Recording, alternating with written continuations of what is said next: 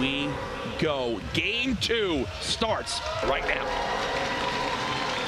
East to southwest trajectory. Wailing Woods pretty close to the beginning of the bus, which means a handful of those liquid players, they do tend to the northeast corner of the map. They're going to get down pretty quick, which means I expect to see them in the feed earlier than other players if they do land in a kind of a hotter drop. Retail, and you have people floating down to Paradise already. Fatal is going to get occupied. I'm curious if the Cube is going to come into play again at some point over the course of the day. We're just getting started. I'm sure it will. I'm sure it will.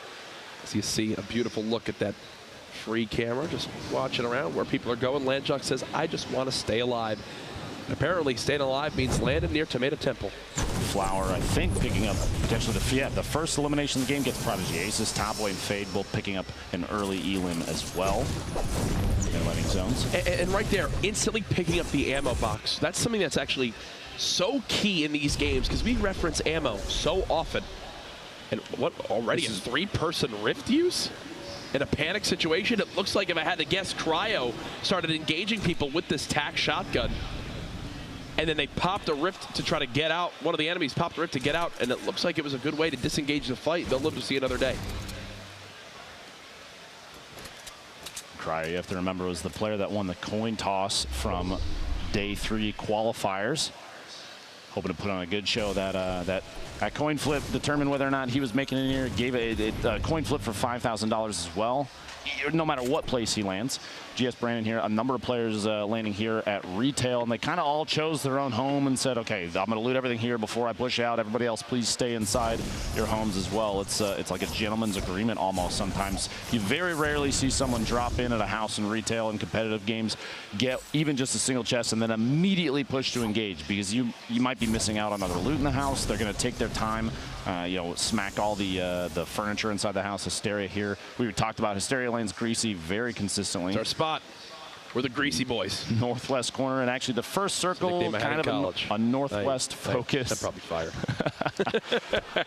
But no, either way, over towards the racetrack. Multiple clingers coming on out. Remember, clingers recently updated. Now act a little bit differently when you stick 2 on a wall. As instead of them both instantly exploding, once the first explodes and destroys the structure, the second will fall down from there and then cling onto the next thing that's there. So instant explodes are a little bit tougher to have happen now. That's Tyler's from yesterday, just backing on up. Didn't have the best game 1, looking to rebound here. Punisher in Pleasant Park. We had a look earlier. It looked like roughly 4 players were out here. You see there, wow, what a quick swap from the player inside the box. Punisher takes control of the wall, but his opponent re-angles the ramp inside to act as like a second layer to protect him just from that window peek that Punisher was going for. An excellent play there from Rio, but he's going to rotate around underneath, and Punisher is tracking him, following, trying to get another wall replacement. Rio staying on top of ownership of those surfaces, and Punisher's going to have to find a second angle, and he almost does the window there, but Rio's edit there. He swaps and changes the angle of the ramp to act as protection from Punisher's push. Yep. Punisher's going to have to find a good angle here. Rio's clearly on top right here. of his edits. The top down. They actually bounce off each other. Punisher swapping back to the shotgun. Another tag. They're both so low. How many HP? 38. Rio with the elim. He'll go ahead and bandage on up. This is Wheats. Wait, what? The Kobe nade kill shuts it down. A single one gets the Chris. Grenade kill from 81 meters. Goes for a second. If he gets this, are you kidding me? No, there's no way. Close, okay, close. Aydan, tilted towers. Not surprising, which means NICKMERCS. Oh my goodness. 1v1 round again. 2. This is going to happen all day. Aydan, each time he's fought Nick so far, has been at max HP. He continues to put himself in great positions to have the advantage. Nick now waiting, listening, knowing it's got to be Aydan nearby. These guys know what skins they wear. They know the routes they like to take. You'd think whoever wins this fight will claim Tilted Towers for this game. When Nick hears that chest open, he knows exactly where Aydan is. Here comes the engagement again. So far, Aydan eliminated Nick back in game 1, and Nick looking for vengeance right now, trying to spray on down with the LMG. Aydan building walls. Nick in the engagement. The tag. The shield's now gone for Aydan. Nick with the advantage up to this point. He's got to push the agenda here. The crowd getting behind NICKMERCS. You hear the chant going out of the background. Nick has matched the build. Aydan with the high ground. Nick 132 HP. I believe Aydan has just a little bit less. But as I say that, you see Nick with a little bit of a grimace there as he gets tagged for 60. The 1v1, the quick block there. The battle of the century. Two of the best controller players in the world going at it. Aydan down to 2 health. He's going to have to big shield here. Nick wants this fight. I can tell you, he wants to tie this 1v1 battle up at 1-1. Aydan now on the high ground of the building. Nick, I believe, is disengaging for the moment. I'm sure he heard that big shield, Lupo, and that might have been enough to scare him off. What comes to the chest to slurp as the crowd knows just how good that'll be. That'll put him up to 77 HP as they've just disengaged. They'll both live to see another day. Oh my goodness, Lupo. Players of this caliber, are you kidding me? Players of this caliber trading shots like this, disengaging. We're going to see these two, I guarantee you, before this circle closes, the next time. They will end up having to fight each other again. Round 3 almost, and Aydan's going to drop on the outside. These drop downs, placing the floor to stop himself from taking any fall damage. He's going to end up 176, 177 HP total here. I feel like this crowd is fine with just a $1.5 million NICKMERCS and Aydan only in Tilted tournament. 1v1 in Tilted all day. As their cold's going to go ahead, reset. They're the only two here, I think. You have a couple There's players a couple people now on the outside. But that's why they're just like, there's so much loot still on the map that they know, oh, this hasn't been touched, this hasn't been touched. Will they come across each other again soon? Last we saw, Nick still didn't have shields. Here's 72 hours. Let's see how this went for him. He's got the Chug Jug ready to go. Oh, no. Oh, no. Oh, no. Well, that is... just a heads up, that's not good, actually. Blowing yourself up with a Glimmer. Oh, replays with a quick scope the other day. Feels some of the counter shot there from Painful PvP. We've got Flower from Rogue. 2 eliminations already, which means the third one will pick him up a single point. Aydan still back here. Oh my goodness. But round 3. Round 3. NICKMERCS versus Aydan, 2 controller titans hanging out in Tilted Towers. Here's the thing though, Nick has no shields. He basically needs Aydan to walk on into the double barrel and say hello. He's waiting. They are 1 pixel away. Aydan charges in. The spray! Aydan again at 20 HP. And this crowd erupts again. Look at the loot next to him too. He already has a rip to go, a second rip to go on the ground, and the bait to swap there. If Nick has any shields or if Aydan doesn't have 200 health, you gotta think it's done. And look at Nick, realizes just how close he was. Aydan chant going out. There was a NICKMERCS chant. This is the battle of everything right now in these early games. Absolutely unbelievable. The launch pad and escape against Laser. Dremen trying to make it away, but the accuracy of whoever, the multiple players down there in Salty Springs say it's not time to leave yet. You got to come back, and he's going to have to box himself in, make numerous layers so he can get a couple of these heals off. He has a slurp, multiple minis, so he can get a good buffer back up, but there are people around him. He's got Wheats underneath. Vactor's taking shots from a distance over there. He has an opportunity now. Looks like they left him alone. Now, this is Tyler's, a player we've had our eyes on after previous gameplay, but we'll see here. Jay Cuddy, accurate shots from underneath. The SMG spray just right on point, and a rocket off the wall. As Tyler tries to layer, you saw he went for the floor placement there.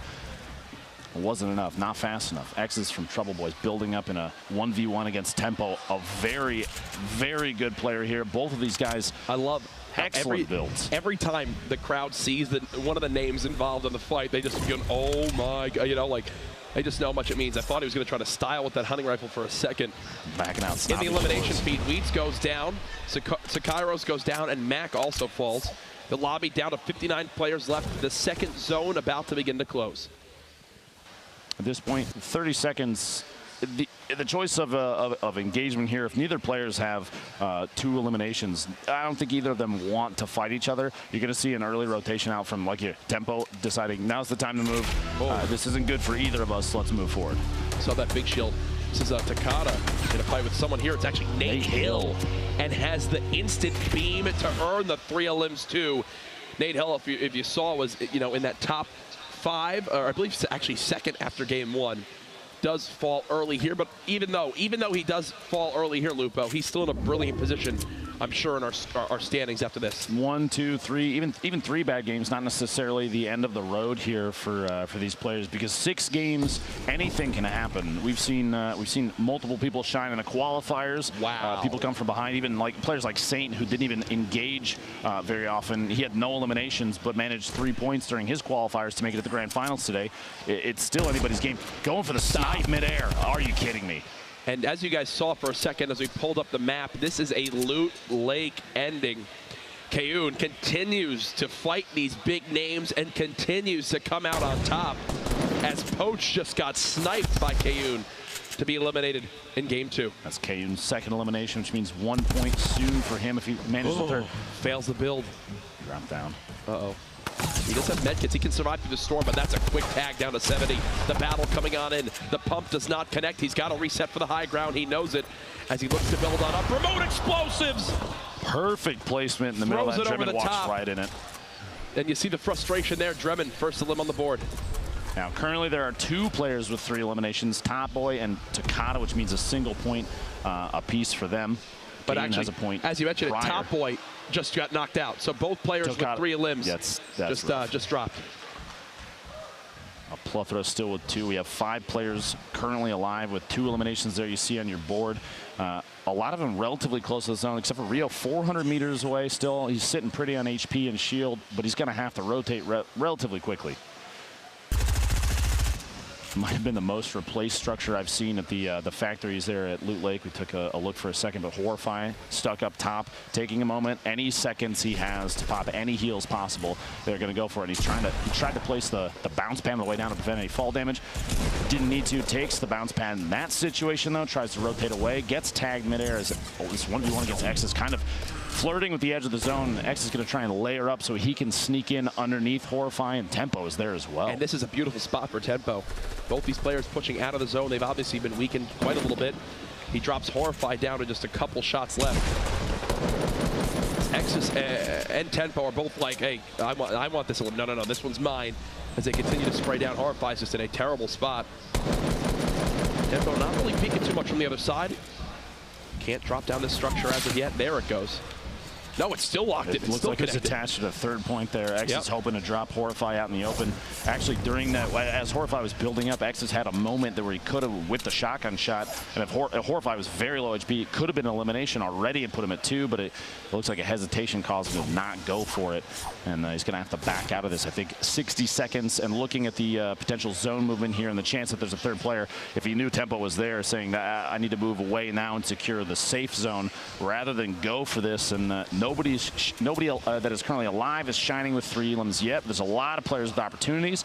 Babe's is 51 players remaining and moving in past the lake. Very open play here, and he sees that the target in front of him is getting shot from within that brick structure. So kind of a sandwich situation here. He could be the 3rd player here and go for elimination on someone that may be caught off guard. Brandon is the player up top. He's got Unicorn in front of him. Going to push up, maybe establish himself as basically a neighbor here, seeing we're at the very edge of the zone. You see on the map in the top right, he's going for a gatekeeping situation, watching for people rotating in, and that's why he's sitting up top. He's got the edit active on the triangle so he can look through the structure that is currently established there. Nobody can see him, but he can see everybody. It's a pretty good spot to be in, especially in a battle royale. A look at Blue T, J Cuddy on the edge of the storm. They'll have to move on in. There are 49 players left, and this zone is getting very, very small. You'd expect the lobby to begin to drop quick, and here's the gatekeeping you mentioned. He's got the edit ready to basically be able to peek on up out of there like whack-a-mole at any moment. Almost expect an edit and maybe go for a hunting rifle shot on that player that was rotating across the river. Horrify we saw earlier. I almost expect him to go down. That means this means he rotated out past Tempo, moving towards Loot Lake, trying to go for the safe zone. That's the key right now with 47 remaining. And we haven't really talked about it a lot today, but you see these players, where they hit these trees, they drop them down to just 50 HP. For the viewers at home who might not realize, what is the thought process behind that if you're a pro player? So if you finish a tree, the leaves kind of get kicked up in the air. There's an animation that plays that gives away position to these players that are extremely attentive to their surroundings constantly. So you see a tree go down, you know someone is harvesting that area, it's giving player location. That information can be incredible. That one, an easy knockdown because it's built within the structure, so it's not gonna give away too much. Plus, any materials are important. The players will opt to not finish trees very often, just so that they can remain as hidden as possible. Kevy here, 0 Elam sitting inside, well inside the safe zone, watching outside this little window, using the camera angle to look around the corner, not exposing himself, and watching for player rotations, an opportunity to take shots at literally anybody. You see Jamok in the middle of that with popping a med kit, almost no HP remaining. Kevy in the feed, Vape Jesus getting an elimination on Turkey Lips, who we saw go absolutely crazy. Turkey Lips did have 3 Elams though before he went down. For everybody at home, that is a point secured, so we should feel great about that. And there's still 4 games left after this. He has many chances ahead of him. Blind in the feed getting elimination. Before we cut away to this very wide angle shot, you can see this shot is so important. You can see how many players are starting to build up around Loot Lake, a very uncommon location for players to favor because it's so exposed. Courage, fighting in the water it slows you down, and you have to have that extra floor layer. You see even where Kuroz is sitting here, there's nothing built underneath him. If you're on Loot Lake, you've got to use more materials to even build the same established location, and that can be tough, especially in late game situations where building is everything. Jay Cuddy sprang with the SMG. Ecstatic was so weak, so that's a quick cleanup. Aydan just didn't stick the landing. That is Jay Cuddy's 3rd elim, which will put him with a point on the board. I believe that's 2 so far for him today. Blue T chasing this elim down. Look at how weak he is. He's got him down to just 1 shot. You'd expect Blue T to clean this up, but no, the launch pad to disengage. I think he's going to live to see another day. I'm going to be surprised if he doesn't pick that double barrel up. There it is. Look at the loadout. My gosh. 7 minis, a big shield, 3 legendary weapons, and just drops them on in. And well, when you got a drum gun from that close and you'd have no shields, you're dead. There's no other way to put it. I like the comment. Blind, the tracking on his opponent there. Powder went for a jump over the top to try and pull like a jump 180, and Blind, the accuracy during tracking and players that are moving that fast, that close to you, very high sense players, just because of the rate at which they have to build. But Blind, so accurate. This is Animal, who's just hoping he can get a mini off or 2. Hysteria's still live. He's already in the next zone as well. 1 elim to his name. 38 remaining. There's this wide angle shot in the top right. You can see multiple players engaged already in the modern building over there. You have Hysteria kind of taking a look, gets the elimination on the Animal you see there in the feed. And that's the right idea. He sees that fight, and he's saying, wait, that guy's probably weak. Let me try to spray this down in hopes he stopped for a second. That player, Bolt Naga, only had 25 HP. Yes, he's not able to finish the elim, but it's the right idea when you try to third party one of these fights. This is the 3rd elim for Cuddy from earlier on that we did see. Just sprays down with that SMG to put another point on the board. Just after that as well, moments ago in the feed, Blind securing his 3rd elimination of this game gives him 1 point. He's very close inside the zone, but this is what we've seen. We saw this last game. We're going to see it again. A high player count, a very tight space. The next circle is when things are going to move, so Chaos will unleash in here. You're going to see a lot of players holding hands. Blind getting another elimination that puts him at 4. 1 more is a 2nd point. The stink bombs coming out. These are very common for rooting players out. Competitive players, they don't necessarily use it in an aggressive manner all the time, but it's kind of like a way to track targets. They'll chuck it at structures that maybe someone's hiding inside just to get a location, because you can see the 5 damage numbers pop out. And it's like being able to see through walls almost. But this is Aydan, someone we've watched. The fall damage in Loot Lake. There's the live reaction again. He's got a smile still on his face. He knows there's 4 games left. As we cut to this, I don't know if he saw that somebody's flying literally at the camera, and this is the beginning of the nest. You see players flying out now. And one big thing I do want to point out: all of our kind of top performers from back in Game 1, they're really not high up here at all on our scoreboard that I'm seeing. So this kind of lead that people had from the first match, oh my gosh, might not follow through. How stacked is that side of the west side of the circle is a nightmare. We have a couple players that are established away from that, which is fantastic. Here's the shot of the one side of the zone. Can we try to get that identical shot to the other side of the zone? Just to see what it's like. The west side would be perfect. Base Soldier going down to Blind. Blind picking up his 5th elimination. That's 2 points for this game. Blue T has 6 bounce pads. He can use these to maneuver so easily. That means he's going to stay up top here. He doesn't have to start building to get away. He's already prepping for a move, moving ahead. There's 5 seconds left. He didn't even start when the zone started. He got ahead of it because he knows positioning early from last game showed to be very important, but other players are going to watch him right there. Getting shot from the side. Not a lot of damage. He still has a ton of shield left. 65 and 95 HP, so he's sitting pretty still. Could take even a heavy sniper rifle shot to the body, and he'll stay alive. Oh, Jay Cuddy's got no healing. He's just hoping for a fifth limb for another point. I think that's kind of what he's playing around right now. He's going to throw some rockets in. Look to push on in as well. Absolute one-shot blue tee. Still with around 160 HP. Looks like Lasius just took down Bolt Naga. You see Joystick getting eliminated in the engagement feed. 25 players left as we made it into the zone.